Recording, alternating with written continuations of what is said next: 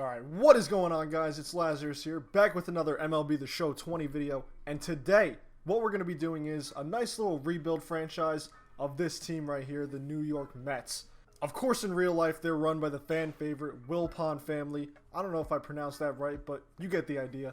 And you know, over the last few months, I've been really thinking this team has some serious potential if they had someone running it who had some, brain cells. So I figure, why not take a stab at it, and then we'll record it, put it on YouTube.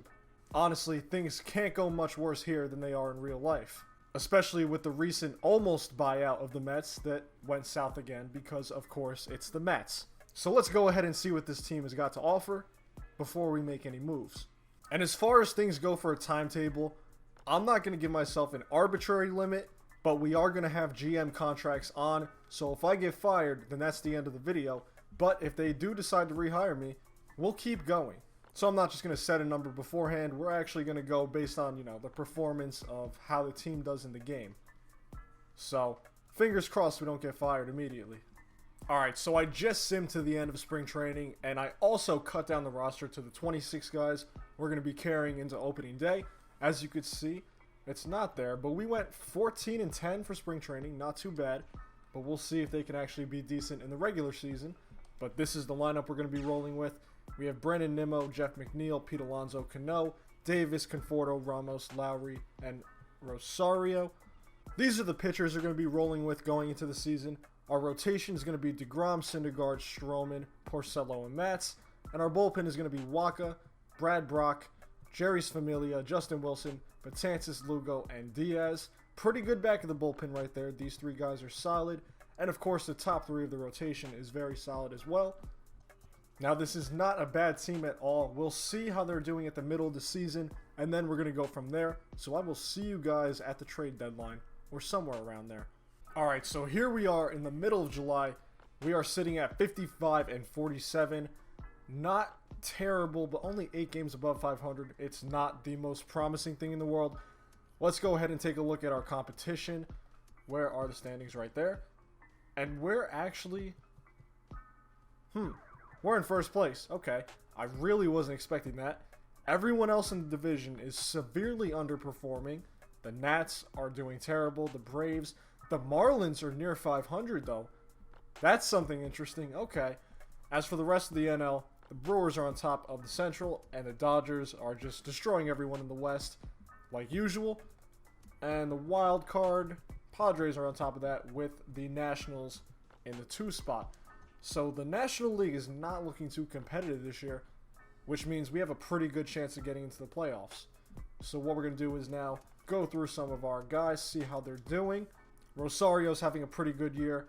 Nimmo could be better. McNeil could be better too. Alonso, what a freaking beast. Oh my god.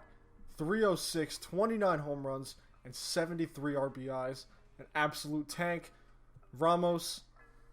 Come on, man. Where's that power? J.D. Davis, nothing special either. Cano, nah. Cespedes, meh. Lowry, eh. And the bench, nothing too special there. So we're definitely going to have to upgrade the offense a little bit. I think center field is definitely a priority. Left field might be a priority too, even though Davis is doing okay. Second base, we could do better. But honestly, we're just going to have to see what opportunities present themselves. And if we get a good one, we're going to have to take it. As for the pitching, DeGrom is doing good again. Syndergaard is doing okay. Stroman, severely underperforming. Porcello's actually doing very good. Steven Matz is also doing very, very well. I think he has the lowest ERA. Yes, he does, in our rotation. So good stuff there.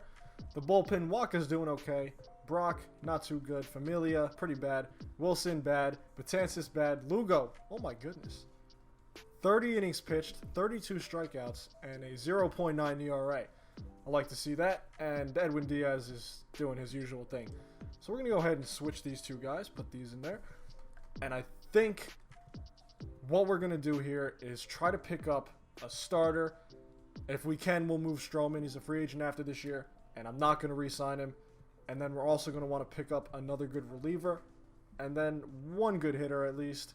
So we have a lot of stuff to do because this is a prime opportunity. No one is really that good in the league this year. So why not take a shot? Alright, so after a very long time of trying to find good trades, I finally got something that I'm okay with.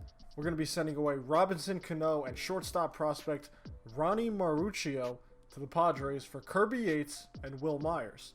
Now, we're going to be saving like $5 million in this with Cano's contract coming off the books. And Kirby Yates is also having another ridiculous year. Look at those stats right there. 0.49 ERA. How's that even possible? So we're going to pick him up to shore up the bullpen. And Will Myers is just good to get another outfielder in the mix. He's not doing the best, but at this point, we'll take it. So there we go. We're going to get that one done. And you know what? While we're at it, we're going to go ahead and make another move for Diamondback center fielder Ketel Marte, who can play all over the place, second, short, left, right. And he's also having a phenomenal season, hitting .328 with 17 homers and 48 RBIs. Now, he's going to become our new starting center fielder, and to get him, we'll be giving up starting pitching prospect David Peterson, Dominic Smith, who is having another terrible season, literally just nothing going on here, and then a shortstop prospect named Andres Jimenez. So we're going to go ahead and pull the trigger on that, and now I'm going to see if I can get one more starting pitcher to short things up.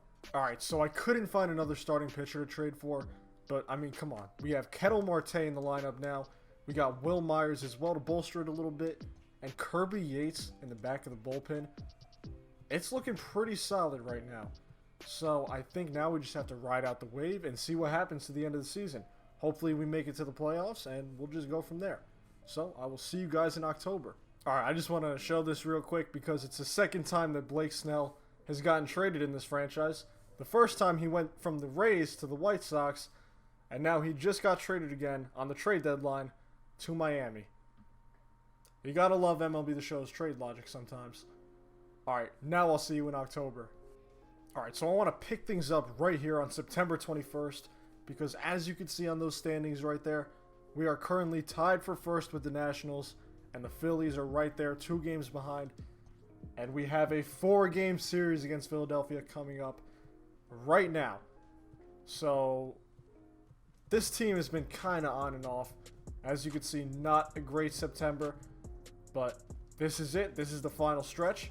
We have to do good in these next 2 series against the Phillies and the Marlins, and if we don't do that, we are not going to make the playoffs. Here we go. Game 1 against the Phillies. Loss. Game 2, win. Game 3 is a win too. How about Game 4? Another win. We take the series 3-1. And just like that, we're 1 game in first place above the Nationals. And the Phillies are pretty much out of the division. And here we go. 3 more against the Miami Marlins, who somehow finished near 500 this year. Can we beat them to solidify our place in the playoffs? Game 1. Loss. Game 2. Loss. Oh my God, don't do this. Game 3. Win! We've made the postseason as a wild card team. Okay, so we're going to be playing the Padres in the wild card game, but before we do that, let's go ahead and look at the rest of the playoff picture, and we have the Nationals, who unfortunately won the division, playing the Brewers, and the winner of our wild card game will go on to play the Dodgers. That's always a fun one.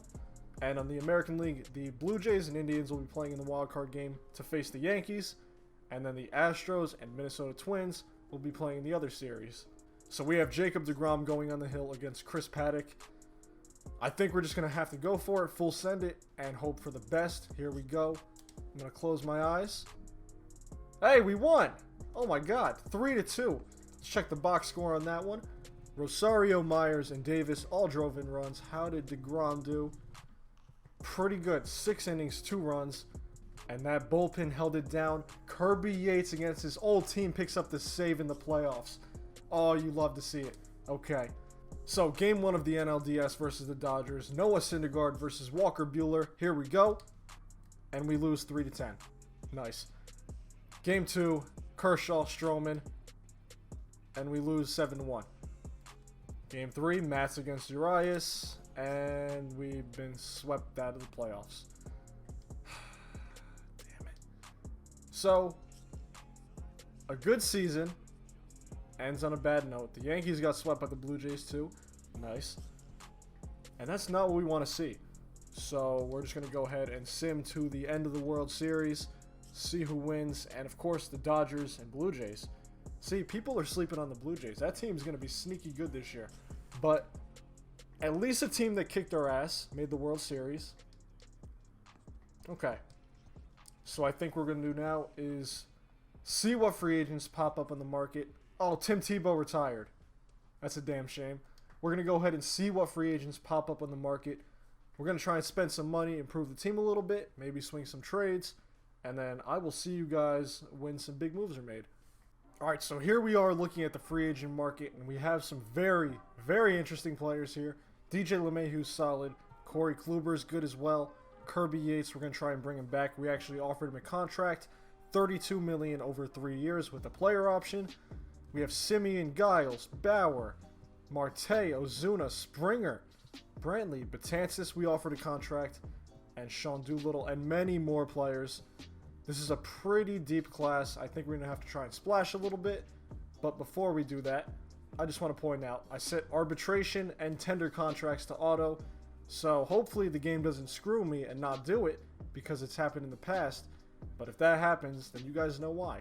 So we're going to go ahead, see which positions we need to fill, and then we're going to try and make some moves in free agency.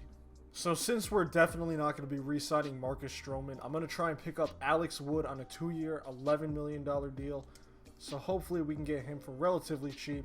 That overtakes the Dodgers right there. So that'll add another starter into our mix. Really banking on bringing back Betances and Yates. If we don't get those guys, then we're going to have to do something else to get some other relievers. But fingers crossed they both come back.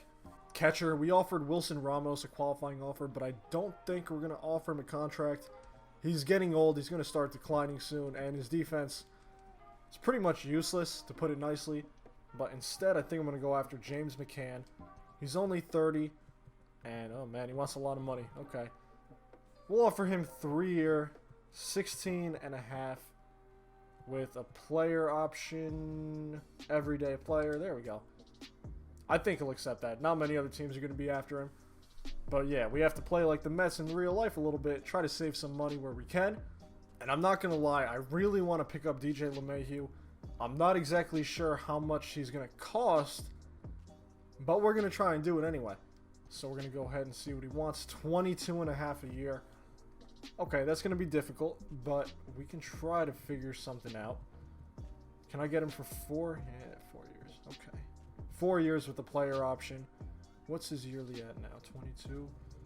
How about 23 a year? That's a lot of money. We'll do 3 years. 3 years, $69 million. That sounds about nice.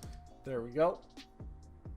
I don't think he's going to accept that, but we kind of do need another infielder, and he's pretty damn good too, so why not? So I think we have all our contract offers out. There we go. LeMahieu, Yates, Betances, Alex Wood, and James McCann. If these guys don't accept, we'll have to move on to someone else, but we're just going to wait and see what happens and then adjust accordingly. Alright, so I have some good news. We actually ended up signing Kirby Yates back and Betances back, and Alex Wood accepted our contract offer as well. So now we're just waiting on LeMahieu and James McCann to see what happens. Hopefully these guys accept our offers, and if not, you know, we're going to have to adjust, but one thing at a time. And just like that, LeMahieu is off the board. So we're going to have to chase another infielder. So we'll go ahead and do that right now. We'll see who's on the market. And real quick, we also signed James McCann, so another good pickup there. But now we have to get our infielder. So let's see who we got. You know what? If we can get Justin Turner back on a 1-year deal, I'd be more than happy with that. But we're not giving him anything more. 7.5 over 1. That's your offer. If he takes it, he takes it. If not, we'll get somebody else.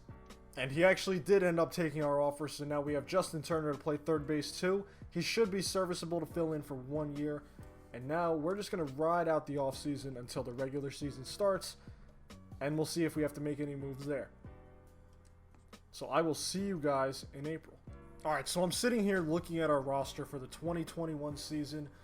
And one of the biggest holes we have is that we need another starting pitcher pretty badly. Alex Wood would be our 5 starter, but you know, I don't want any of these guys in the rotation, basically, straight up. So I think I'm going to try and swing a trade for another big-name starting pitcher, see who I can get. But as far as everything else goes, it's all pretty much set. The bullpen looks a lot better. Betances and Lugo are here representing it. We got Gelsman too. And Kirby Yates and Edwin Diaz. Along with Brandon Morrow, who I signed to a 1-year deal just to get more depth. So we're actually going to use him as well. And I'm pretty content with all the positions right now. I think we're solid, more or less all around. So the one starting pitcher is what we're going to try and go for right now. I simmed to the end of spring training. We didn't do good, but who cares? It's spring training. So I'm going to try and get a nice starting pitcher real quick, and I'll let you guys know how that goes. Alright, so I think we have our trade right here. We're going to be sending Shriver Newton and Brett Batty to the Cleveland Indians in exchange for Mike Clevenger and a prospect right fielder named Trenton Brooks. Now, the reason I'm giving up all this for Clevenger is because the man's been consistent. 3.22, 2.71, 3.02, 311. And you know what? The Mets need a lot more of that in their lives. So, why not? What's the worst that could happen, right? It goes all wrong. But we're going to go ahead and take a shot at it. We'll bolster up their rotation. And we are going to be in the run for it this year for sure. I mean, come on. Look at that. Look at this top 4. I don't know why Brandon Morrow's in there. Alex Wood should be. But DeGrom, Syndergaard, Clevenger, Matz, Alex Wood. That's a stacked rotation. And with the bullpen too, Diaz, Lugo, Yates, Betances, Morrow. We're going to have to get rid of Familia eventually because he's making too much money. But this team is looking pretty damn good right now. The lineup too, Ketel Marte, full year of him. Will Myers should be in left. There we go. This is a really solid lineup, a really solid pitching staff. And I think they're going to be able to make some noise in the 2021 season. Hopefully more than they did in the last one. But there's only one way to find out. And I'm going to be simming to the middle of the season. And I will catch you guys right there.